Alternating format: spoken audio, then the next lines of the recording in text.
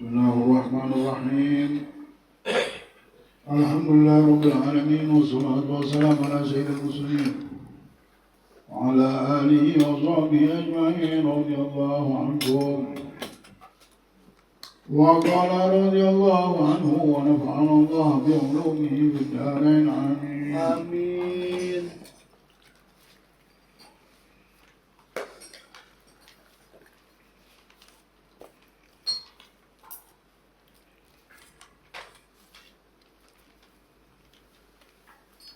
Telah berkata radhiyallahu anhu wa nafa'ana Allah bi ulumihi fid dharain amin ya rabbal alamin.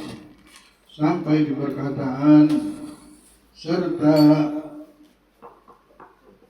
memberikan nasihat untuk memberikan manfaat dengan memberikan nasihat atau mengajak manusia untuk ke jalan Allah.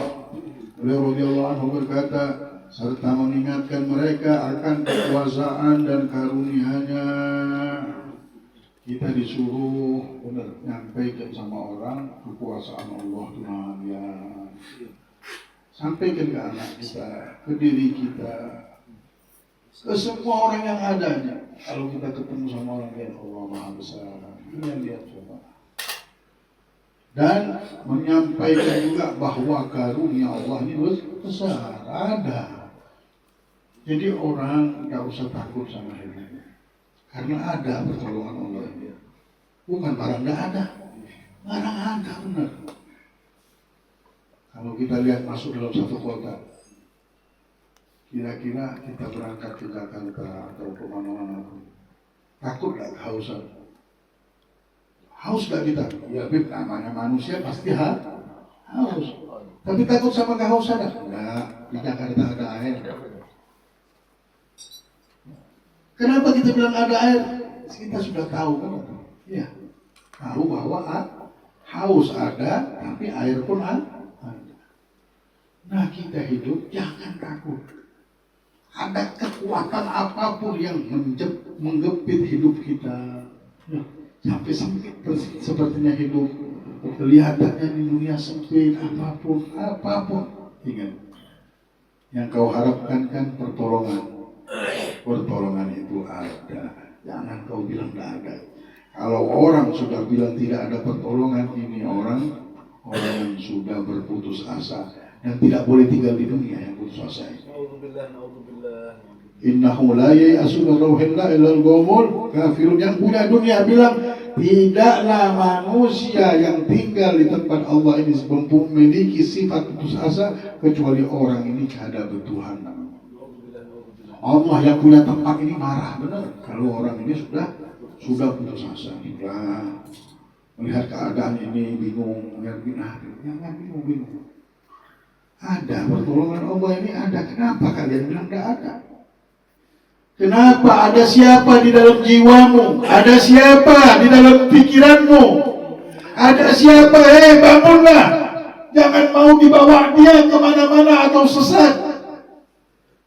Syaitan dan nafsu mungkin sudah berjalan di badanmu seperti jalannya darah. Tapi kalau kekuasaan Allah ada di dalam diri kita, masa kita yakin setan di badan kita ada dan tidak yakin bahwa Allah dan pertolongannya ada? Kalau dibilang, ya badan kita ada setannya, percaya lemahnya. Tapi pasti bilang ada Allah, tak percaya. Ada pertolongan Allah, tak percaya. Jadi siapa yang kita percaya ini? Sama orang tak percaya, sama diri-sendiri tak percaya, sama gurunya tak percaya, sama Tuhannya tak percaya, sama nabinya tak percaya. Jadi hidup sama apa? Sama bisikan. Tidak ada pegangan hidup. Orang yang punya keyakinan, punya kepercayaan yang benar, sama Tuhan dia percaya. Ada kekurangan mungkin ini, ada apa di diri itu. Ada dilihat tidak sempurna di dalam perjalanan hidupnya ini. Mungkin aku kurang yakin, kurang buat husnuzon yang benar, sangka baikku kurang palsu. Tapi kalau sudah tidak ada kepercayaan, tidak ada nur di hati ini, abahnya pun dia tidak percaya, ibunya pun dia, semuanya bilang ini ada tujuan, ini bisikan semuanya. Ada pertolongan Allah, ada pertolongan Allah, ada pertolongan Allah untukmu. Ya Allah, pagi ini kau mendengarkan ada satu panggilan memanggilmu dan memberitahukan jawaban hidupmu di dunia ini. Bahkan di akhirat yang lebih menakutkan lagi. Allah telah mengutus kekasihnya Nabi besar Muhammad untuk menolongmu dan menolong kita di akhirat nanti. Di dunia dan di akhirat. Kenapa kita tidak pegang Nabi Muhammad SAW? Nah, kita disuruh sama Abdullah Al-Haddad. Aku ini mendengar sabda Rasulullah, orang yang paling bermanfaat ini adalah orang yang bermanfaat dengan bisa memberikan manfaat kepada orang lain, makhluk-makhluknya Allah. Yang manfaat paling tinggi, yang paling hebat apa? Mengenalkan manusia ini kepada Allah. Nggak capek lagi kita. Kita mau menyelamatkan keluarga, mau menyelamatkan sahabat kita, mau pakai duit, nggak bisa. Duit satu hari bisa habis. Tapi kalau kita kenalkan sama Allah, kenalkan sama Rasulullah, selamat selama-lamanya dia. Dia keadaan miskin pun dia sudah pegangan Allah, nggak ada miskin lagi sudah. Kelihatannya aja nggak punya baju, tapi nggak tahunya dia senang. Karena sudah kenal sama Allah, udah punya mainan sendiri. Terus kita ajak, kalau mau memberikan masa depan yang baik kepada keluarga, anak, istri kita, dan juga sahabat kita, berilah Allah dan Rasulullah. Kalau mereka sudah kenal sama Allah, kenal sama Rasulullah, ini modal hidup bukan sampai di dunia saja. Modal hidupnya sampai akhirat panjang-panjang dari Allah, beruntung. Nah, tapi banyak orang yang kita sedihkan ini, kalau sudah mendengar orang meninggal, si fulan meninggal, si fulan orang dekat kita, tetangga kita, kita tahu, belum kita sampaikan ilmu-ilmu ini, dan kita belum pernah duduk sama dia menyampaikannya, dan dia meninggal dunia. Itu kita malu benar sama Rasulullah malu. Ada keluarga kita padahal tapi tidak bisa dekat sama Allah, padahal kita hidup. Tak pernah tersampaikan kita untuk mengajak dia dekat sama Allah. Malu kita sama Rasulullah. Ya Allah. Hidup dunia ini sangat dahsyat kalau manusia tidak kenal sama Allah. Hina manusia langsung. La ilaha illallah, ya Allah bitaufiq hatta nufiq. Mudah-mudahan Allah berikan kita taufik sampai kita sadar semuanya. Amin ya rabbal alamin. Maka dari itulah Habib Abdullah Haddad bilang, ingatkan manusia ini dengan kekuasaan Allah, penguasa dunia sejagat raya dan karunia-Nya, dan juga memberi mereka kabar gembira akan rahmat-Nya, mengingatkan mereka akan murka-Nya yang akan menimpa bagi orang-orang yang menghadangnya, yaitu mereka orang-orang kafir dan fasik. Sebenarnya yang mendorongku untuk menjalankan misi yang benar ini, yang besar ini, yang menguatkan semangatku untuk berusaha memperoleh janji mulia yang telah disebutkan dalam ayat-ayat dan hadis-hadis yang telah aku sebutkan tadi, dan juga makna semisalnya yang belum aku sebutkan, adalah permintaan salah seorang saudara dari kalangan sadah yang serius dalam keinginannya dan teguh menempuh jalan kebahagiaan. Ia memintaku menuliskan untuknya sebuah wasiat yang akan ia jadikan pegangan hidup. Oleh karenanya, maka aku penuhi permintaannya dengan harapan aku melaksanakan perintah Allah. Nah, ya, orang wali-wali Allah, orang berilmu begini. Semua berharap dia nasihatin orang, berharap dia dapat juga nasihat. Dia ngajak orang supaya dia dapat juga, ikut juga. Kalau kita ngajak orang yang baik, kita pun akhirnya jadi baik. Mau ngajak orang dekat sama Allah, kita pun akan dekat sama Allah SWT. Nah karena ini dulu, aku mau mendekatkan diri sama Allah. Inilah modal hidup. Kita kan bingung modal hidup ini lah. Orang ini minta pegangan hidup supaya selamat ini di dunia ini yang banyak ujian, yang bukan main hati manusia nih. Ya Allah, dia bisa di hati kita, di hadapan kita lain, di belakang lain, macam-macam manusia. Nah tapi itu, jangan takut kita. Ada penolong Allah.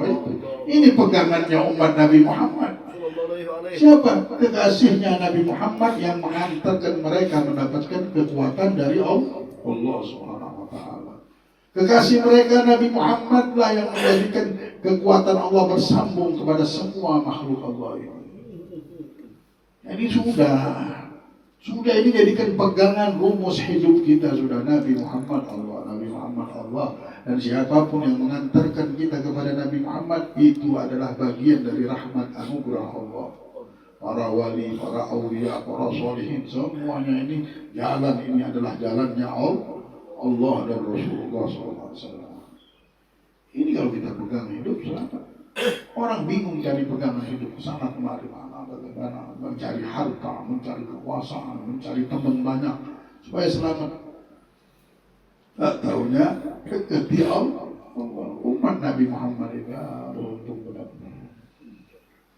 Kita punya Nabi. Habib Ali Habsyi bilang apa? Min yawm ja'at alal qalbi hazan wa syajan wa ma'ana khairu khalqillah jaddal hasan. Ketika aku dalam keadaan sedih, bingung, ketakutan, tapi pas aku ingat, aku ini punya kekasih Sayyidul Wujud, Jaddul Hasan, kakeknya Sayyidina Hasan, hilanglah semua rasa takutku sudah. Ada Nabi sama aku dekati Nabi dan Nabi pasti menjawab. Karena orang kalau sudah dikenalkan dan tahu bahwa ini pegangannya, itu adalah isyarat dari Allah bahwa kekuatan syafaat Nabi Muhammad sudah ada pada dirinya. Tinggal dia menjalannya. Waktu-waktu langsung muncul kekuatan dari Allah SWT. Keselamatan dunia sampai akhirat. Ini yang harus kita pegang. Itulah jangan tidak punya tasbih. Sahabat ulama bilang ini tasbih rodotul guru, pengikat hati. Kita pegang saja sudah dapat pahala. Setiap kita pegang tasbih itu ada pahala. Setiap kita gantung ke tasbih di rumah kita dengan niat untuk membaca, itu walaupun kita tidak baca tetap dihitung pahala. Dan ulama sering letakkan di dalam rumahnya tasbih sama pedang. Kenapa?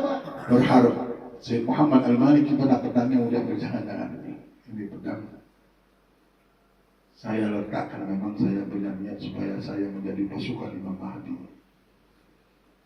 Jadi setiap hari dihitung pahalanya. Setiap hari, karena niat meletakkan pedang ini di rumah. Kalau ada peperangan untuk Imam Mahdi dan misinya, kami akan berjuang. Jadi kami ingin meninggal dalam keadaan syahid. Jadi selama pedang itu terletak di rumah kita, Allah berikan pahala. Ini rahasia, ini ilmu. Setiap hari dapat pahala kita. Kita pinjamin orang duit. Kenapa? Pinjamin orang duit 10.000, 100.000. Setiap hari Allah hitung kita bersedekah 100.000 setiap hari. Kenapa? Kita pinjamin orang duit 100.000. Allah hitung setiap hari fulan bersedekah 100.000 kata Rasulullah. Lebih berat pinjamin duit ini. Orang-orangnya bisa. Ada dapat pahala setiap hari. Ya Allah, kalau kita pinjamin orang 1 miliar, setiap hari kita punya pahala sedekah 1 miliar. Allahu Akbar, pahalanya bukan main, nolongin orang. Nah hadirin yang dimuliakan oleh Allah Subhanahu wa Ta'ala, kalau bisa kita ada duit sedikit beli pedang. Bukan untuk mau jadi teroris, bukan. Mau niat mau jadi pasukan Imam Mahdi. Dan sunnah kita punya Nabi Muhammad kalau jalan bawa pisau kecil. Tuh motong ini kah, itu kah, potong kuku dan lain-lain. Pedang kita letakkan untuk itu. Dan subhanallah kalau ada apa-apa kan ada pedangnya. Ya subhanallah. Na'udzubillah. Nah hadirin, Al-Habib Abdullah bin Alul Haddad ini Beliau katakan, aku ini gara-gara muridku inilah yang minta pegangan hidup supaya akhirnya dia ngarang buku ini. Nah, mudah-mudahan seperti Allah selamatkan murid-murid Habib Abdullah Haddad dari fitnah dunia ya. Fitnah dunia ini. Allah selamatkan kita semua. Amin. Allah diakui kita jadi muridnya juga karena kita baca bukunya ini. Amin. Amin ya Rabbal alamin. Maka aku penuhi permintaannya dengan harapan aku melaksanakan perintah Allah Subhanahu wa ta'ala, kata Allah. Dan aku berharap mendapatkan pertolongan Allah Subhanahu wa ta'ala, serta agar Allah Subhanahu wa ta'ala selalu menyertaiku dalam kepentinganku. Hal ini sebagaimana yang telah disabdakan oleh baginda Rasulullah SAW mengenai hal ini. Man kana fi hajati akhihi kana Allah fi hajatihi. Wallahu fi auni al-'abd ma kana al-'abd fi auni akhihi. Yang artinya, barang siapa yang memenuhi kepentingan saudaranya, maka Allah akan memenuhi kepentingannya. Tak pernah orang ini ada masalah kecuali pertolongan Allah langsung ada di sampingnya. Dan juga Allah Jalla Jalaluh akan memandang, menolong hambanya selama si hamba ini menolong saudaranya. Ya Allah, tajawazu an dzambil alim was-sakhi. Rasulullah SAW bersabda, maafkanlah kurang lebihlah kalian atas dosa-dosa orang yang berilmu, yang memberikan ilmunya kepada manusia. Dan juga Rasulullah SAW bilang, maafkanlah atas segala dosa-dosa orang-orang yang dermawan. Kalau ada orang dermawan buat salah sama kita, ada maafkanlah. Kenapa ya Rasulullah? Karena Allah tidak pernah melepaskan tangan orang-orang ini. Setiap mereka mau tergelincir, Allah selamatkan. Setiap mau tergelincir, Allah saja selamatkan mereka. Kalian juga harus begitu sama mereka. Insyaallah. Jadi kita disuruh menghormati orang-orang alim. Kalau ada kekurangannya orang-orang dermawan, disuruh dibela sama Rasulullah. La ilaha illallah Muhammadur Rasulullah. Tapi kalau sudah orang-orang yang mempunyai jiwa yang tidak baik, karena Rasulullah suruh nolati. Ayo ya Rasulullah, ada muslim sholat meninggal. Tidak, Rasulullah bilang kalian aja yang sholat, aku Rasulullah mau mendidik. Bagaimana Sayyidul Wujud tidak mau sholat? Kenapa? Ini orang amanannya sekarang benar bayar utang sama orang tidak mau bayar. Punya duit tapi tidak mau bayar. Nah ini Rasulullah sholat pun tidak mau. Rasulullah mendidik. Ya. Sampai Nabi Muhammad pun tidak mau menyolatinya.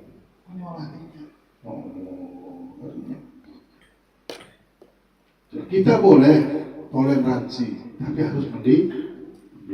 Ada si fulan misalnya bagaimana? Si fulan begini orangnya. Terkadang butuh sedikit. Bukan niat kita benci sama orang, bukan. Tapi niatnya mendidik. Tidak ada benci sama orang. Di zaman sekarang ini subhanallah, atau orang-orang atau fulan ahli maksiat, fulan bukan lagi itu. Mau toleransi niatnya, tapi berlebih-lebihan nanti toleransi ini. Sampai diwalikan lagi. Boleh bertoleransi, tapi harus mendidik supaya orang-orang ini tidak berbuat zolim terus. Kalau dilihat biasa aja buat zolim, aman aja buat zolim, akhirnya mereka buat zolim terus ya. Na'udzubillah. La ilaha illallah Muhammadur Rasulullah. Maka aku memohon ampunan Allah, katanya. Dan aku sangat berharap bahwa niatku menulis risalah ini dengan keikhlasan serta ketulusan hati. Karena biar bagaimanapun aku sebagai manusia biasa, Aku sebagai manusia biasa yang juga memiliki syahwat-syahwat, kata Habib Abdul Haddad, yang tersembunyi dalam diriku, dan juga keinginan duniawi. Dalam hal ini Allah SWT berfirman, "Wa ma ubarri'u nafsi, inna nafsa la'ammaratun bisu' illa ma rahima rabbi, inna rabbi ghafurur rahim." Dan aku tidak membebaskan diriku dari kesalahan, karena sesungguhnya nafsu itu selalu menyuruh kepada kejahatan, kecuali nafsu yang diberi rahmat oleh Tuhanku. Sesungguhnya Tuhanku Maha Pengampun lagi Maha Penyayang. La ilaha illallah Muhammadur Rasulullah. Hawa nafsu adalah musuh, dan bagaimanapun juga musuh, tidak bisa dianggap aman. Maka hawa nafsu adalah musuh yang paling berbahaya. Sebagaimana sabda baginda Rasulullah SAW, "A'da aduwika nafsuka allati baina jambaik." Musuhmu yang paling berbahaya adalah jiwamu yang berdampingan denganmu. Mengenai hal ini, aku teringat ada sebuah gubahan syair yang menyentuh hatiku. Waspadailah dirimu dan janganlah engkau merasa aman akan tipu dayanya, karena hawa nafsu lebih buruk dari 70 syaitan. Ya Allah, berilah aku petunjuk dan lindungilah aku dari kejahatan diriku sendiri. Ya Allah, sesungguhnya aku berlindung kepadamu dari menyekutukanmu, sedangkan aku mengetahuinya, dan aku memohon ampunanmu atas apa yang tidak aku ketahui. Aku telah memulai pasal-pasal dalam risalah ini dengan ucapanku pada permulaan setiap pasal, engkau harus ini dan itu. Tujuannya adalah untuk berbicara dengan diriku, dan khususnya kepada saudaraku yang menjadi penyebab ditulisnya risalah ini, dan kaum muslimin pada umumnya yang membaca risalah ini. Sesungguhnya ucapan ini memberikan bekas khusus di hati pembaca, dan insya Allah dengan risalah ini aku selamat dari ancaman yang ditujukan bagi orang yang berkata tapi tidak mengamalkan dan mengetahui tetapi tidak mengamalkannya. Karena jika aku mengajak diriku berbicara dengan ucapan engkau harus, jadi di buku ini dia sering ngomong engkau harus begini, engkau harus begini.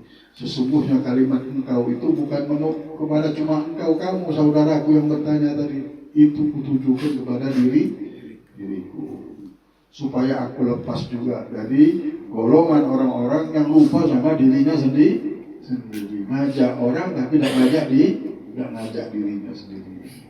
Hal ini menunjukkan bahwa ia belum mengamalkan apa yang dia ketahui, dan aku akan selalu menganjurkannya melakukan apa yang dia anjurkan, sehingga dengan demikian akan fitnah kesamaran bagi orang-orang yang beriman dan hilang sikap melalaikan diri sendiri yang telah disifatkan oleh Allah Subhanahu wa taala sebagai orang yang tidak berakal dalam firman-Nya, ta'murun nasa bil birri wa tansawna anfusakum wa antum tatluna al-kitab afala ta'qilun. Yang artinya, mengapa engkau memerintahkan orang lain mengerjakan kebaktian sedangkan engkau melupakan diri sendiri dari kewajiban sendiri. Ngajak orang lupa ngajak diri. Ajak juga diri kita ini. Padahal engkau membaca kitab, maka tidaklah engkau berpikir. Afala ta'qilun, apakah engkau tidak punya akal? Apakah engkau tidak berpikir?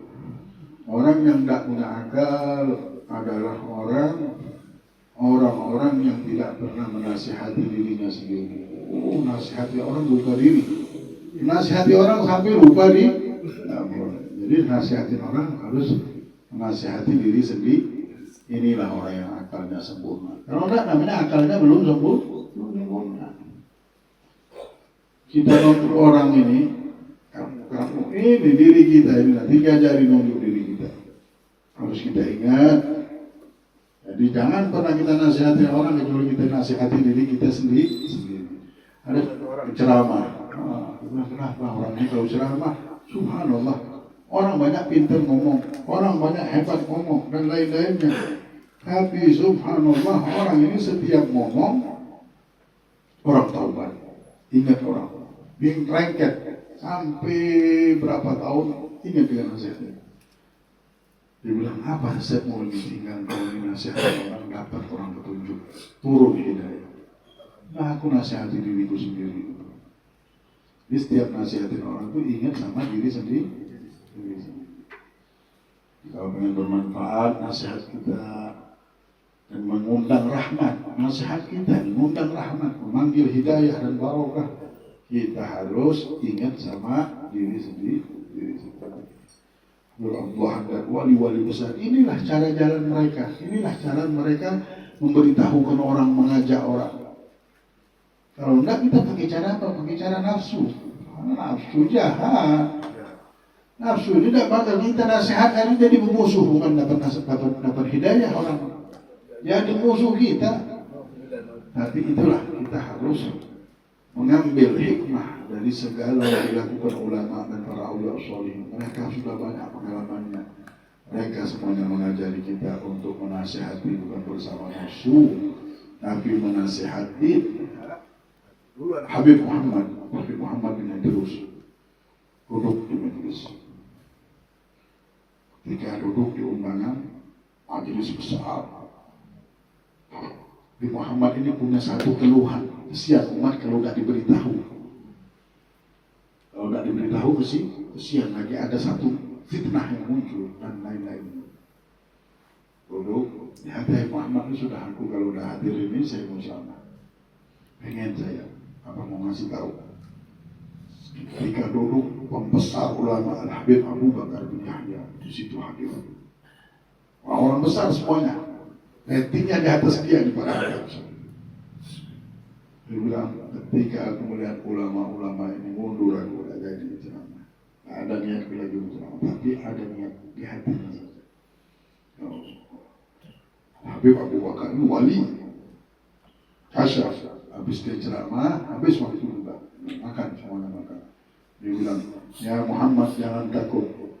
Semua yang kau niatkan itu Allah sudah tulis pahalanya sampai dan mereka paham. Dan mereka ada di hati mereka nasihat. Walaupun tidak sampai, mereka semuanya pulang dari majlis ini akan mendapatkan apa yang kau harapkan itu. Subhanallah. Orang kalau sudah melihat hati, beda. Jadi tidak harus hati kadang-kadang kita tutup. Pengen kita sampaikan itu. Tahan dulu. Kalau bakalan nafsu, jadi masalah. Lebih baik kita tahan. Baik itu urusan dunia pun. Apapun. Ini kurang pas penyampaian sudah. Niatkan aja. Ya Allah. Mudah-mudahan mereka ini paham. Kadang-kadang ada orang ceramah belum selesai ceramahnya. Misalnya kita Habib sebagai penceramah ngeliat ada orang ceramah ini salah. Kenapa begini? Mau kita ini mau berdiri lagi mau jelaskan ini yang disampaikan saya niatkan saja. Al-Fatihah. Ya Allah. Berikan petunjuk kepada Allah. Niatkan. Itulah cobaannya. Kalau kita bisa niatkan benar-benar tulus pengen orang yang mengerti dan paham, berubah nanti keadaan. Belum tentu kita nasihati, kita ngomong itu orang berubah, malah jadi masalah.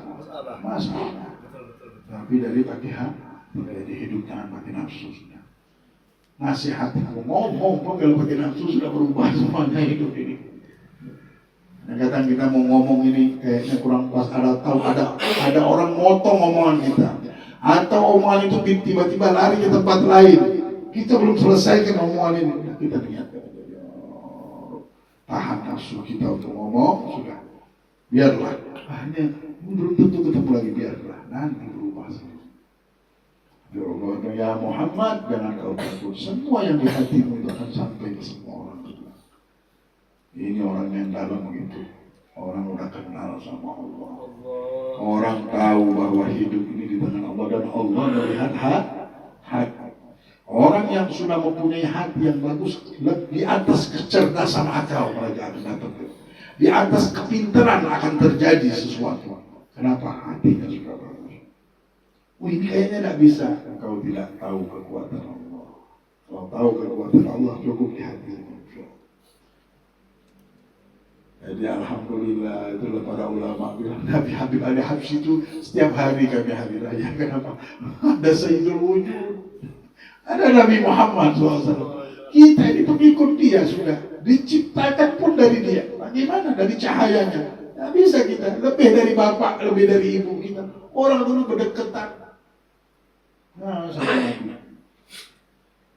orang ini sekarang, di zaman sekarang ada yang berribut masalah ini. Padahal kalau mereka fokus benar mendekati Nabi Muhammad SAW, itu nyatu sama Nabi Muhammad. Nyatu benar sama Nabi Muhammad. Dimanapun kita ini umatnya Nabi Muhammad. Nabi Muhammad tidak ridho kita masuk neraka. Itulah orang cinta sama keturunan Rasulullah, cinta sama Rasulullah, cinta sama sahabatnya Rasulullah. Tidak usahkan umatnya, keringatnya, kotoran semua para nabi itu tohir, bersih dan mensucikan bisa. Kenapa? Karena sudah jadi Nabi Muhammad, sudah jadi Nabi Muhammad. Jadi umatnya, ini kalau sudah umat Nabi Muhammad, malaikat langsung pada berani. Malaikat pun takut, langsung melihat umat Nabi Muhammad. Yang dipandang siapa? Nabi Muhammad. Orang kalau tahu jasanya Nabi Muhammad, itulah orang-orang bahari dulu. Apapun yang berhubungan sama Nabi Muhammad, keturunan Nabi, sahabat Nabi, pakaiannya Nabi, keringatnya Nabi Muhammad, apapun ada Nabi Muhammad, kami cintai. Semuanya umat Nabi Muhammad. Siapa umat Nabi Muhammad? Malaikat langsung bilang, ya Allah, umat Nabi Muhammad, jangan ada yang ganggu. Nah, ada yang berani, semuanya sudah. Jadi akhirnya gara-gara manusia ini berpikir pakai nafsu, itu dia hancur semua. Setan ini senang kalau ada ribut. Nah, orang bilang, kalau mata dibalas dengan mata, manusia ini buta semuanya jadi. Oh, buta. Apa? Orang sakit mata, selakai mata, dibalas dengan mata. Ini buta, karena lo buta, sesat semuanya. Nggak bisa ke rumah, satu dunia sudah buta. Kenapa udah buta? Karena mata dibalas dengan mata. Satu dunia sudah jadi orang jahat semuanya. Kenapa? Karena jahat dibalas dengan kejahatan. Jahat terus, jahat. Hilanglah cahaya, itulah misi syaitan. Kita jangan ikut-ikut orang-orang itu. Kita menyatu saja sama Nabi Muhammad. Ikuti Nabi Muhammad. Cintai Nabi Muhammad. Cintai kotanya Nabi. Apapun yang bernisbah dengan Nabi Muhammad, kita cintai. Umatnya Nabi Muhammad kita cintai. Gak usahkan keturunannya, umatnya. Gak usahkan keturunannya, keringatnya Nabi Muhammad pun kita minum. Darahnya Nabi Muhammad. Gak ada lagi, sudah bersih semuanya hidup kita ini. Nanti di surga kita lihat, ya Allah, ini orang Muhammadi, orang yang bernisbah dengan Nabi Muhammad. Baru dibilang orang yang bernisbah dengan Nabi Muhammad. Kalau enggak, main-main saja hidup di dunia ini, rugi. InsyaAllah, Alhamdulillah, Allah pelihara kita insyaAllah. Allah berikan kita petunjuk terus insyaAllah, sampai kita di jalannya Nabi Muhammad, berjalan di belakang Nabi Muhammad. Amin ya Rabbal Alamin. Bismillahirrahmanirrahim. Ya Allah.